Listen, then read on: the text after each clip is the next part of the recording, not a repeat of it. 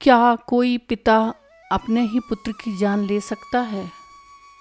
और क्या बुद्धि का एक सही उत्तर मौत के मुँह में गए इंसानों को वापस ला सकता है? गर्भनाल की इस विशेष कड़ी में आज हम महाभारत के उस सबसे महान संवाद की बात करेंगे जिसने धर्मराज युधिष्ठिर को अमर बना दिया।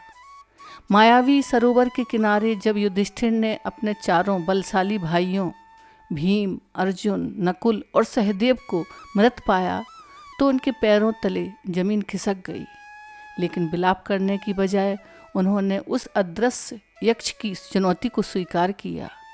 आखिर यक्ष ने युधिष्ठिर से वे कौन से प्रश्न पूछे जिनका उत्तर देना किसी साधारण मनुष्य के बस में नहीं था, और युधिष्ठिर ने सगे भाइयों की बजाय सौतेले भाई नकुल को ही क्यों जीवित मांगा। आइए जानते हैं और सुनते हैं ज्ञान की और विवेक की पराकाष्ठा। यक्ष युधिष्ठिर संवाद। निर्जन वन था, आदमियों का कहीं नामो निशान नहीं। हिरण, सुअर आदि जानवर इधर उधर घूम रहे थे। ऐसे वन में से होते हुए युधिष्ठिर उसी वैसेले तालाब के पास जा पहुँचे जिसका जल पीकर उनके चारों भाई मृत से पड़े थे। चारों ओर हरी घास थी। उस मनोरम हरित सैया पर चारों भाई ऐसे पड़े थे जैसे उत्सव समाप्त होने पर इंद्र ध्वजाएं। यह देखकर युधिष्ठिर चौंक गए। उनके आश्चर्य और शोक की सीमा न रही। असह्य शोक के कारण उनकी आंखों से आंसू बह निकले। राजाधिराज युधिष्ठिर भीम और अर्जुन के शरीरों से लिपट गए और बिलख उठे। भैया भीम, तुमने कैसी कैसी प्रतिज्ञाएं की थी, क्या वे सब अब निष्फल हो जाएंगी? वनवास के समाप्त होते होते क्या तुम्हारा जीवन भी समाप्त हो गया? देवताओं की भी बातें आखिर झूठी ही निकली। सब भाइयों की ओर देख वह बच्चों की तरह रो पड़े। वह बार बार यह सोच सोच कर विलाप कर उठते कि ऐसा कौन सा शत्रु हो सकता है जिसमें इन चारों के प्राण लेने की सामर्थ्य थी।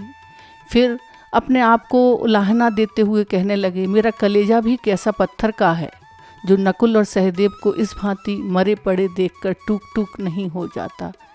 अब इस संसार में मुझे क्या करना है जो मैं जीता रहूं।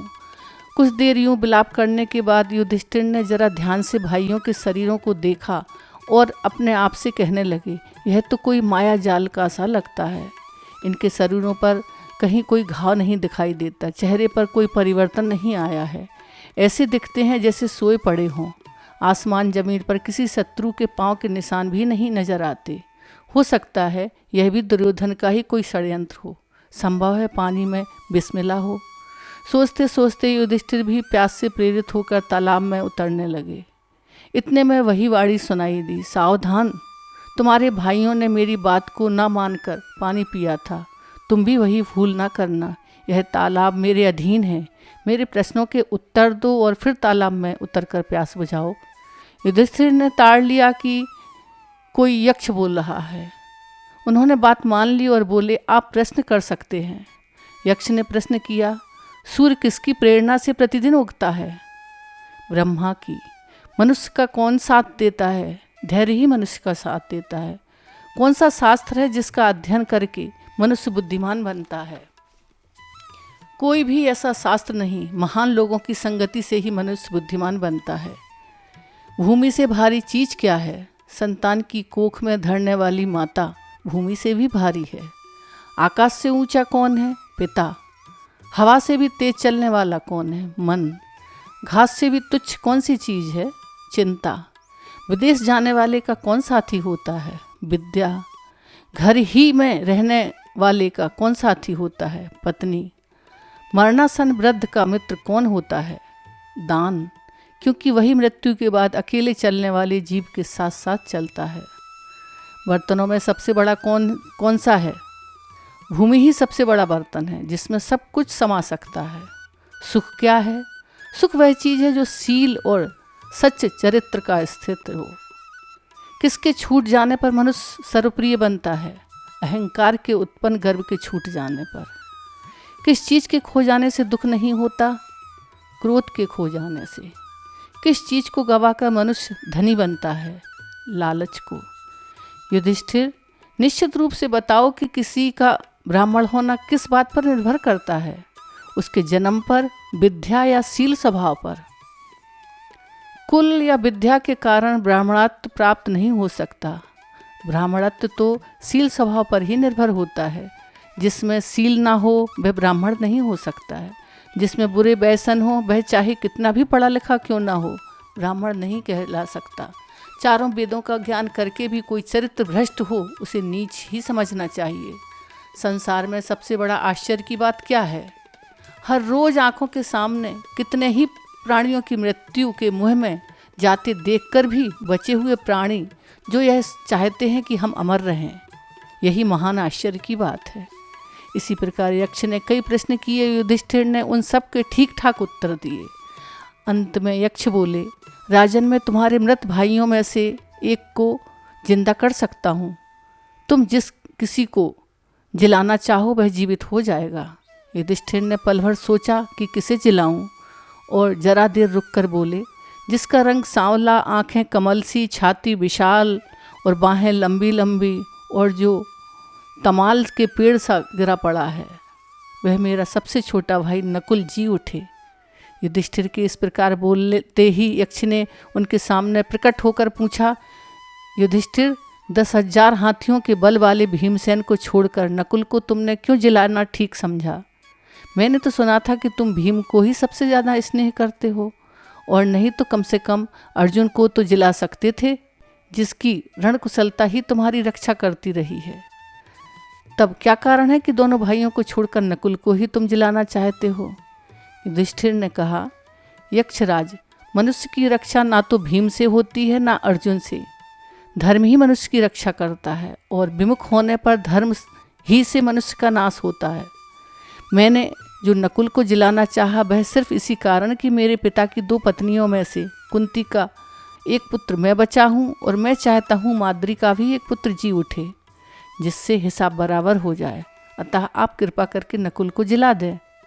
पक्षपात से रहित मेरे प्यारे पुत्र, तुम्हारे चारों ही भाई जी उठें।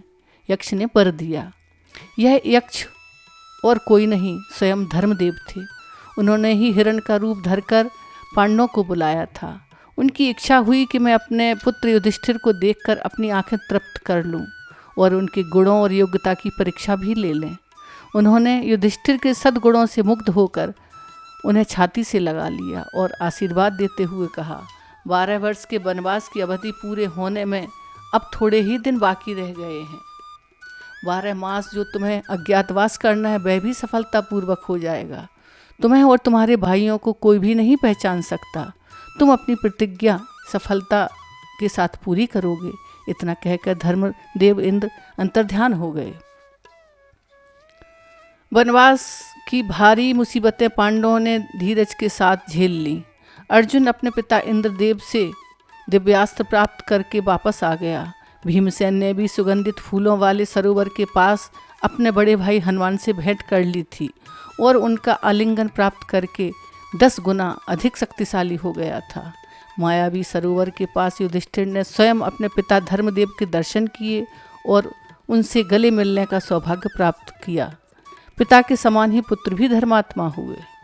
महाराजा युधिष्ठिर और उनके पिता धर्मदेव का यह संवाद और यह पवित्र कथा जो सुनेगा, उनका मन कभी अधर्म की ओर नहीं झुकेगा, ना मित्रों में फूट डालने या दूसरों का धन हरने पर भी उद्गत होगा।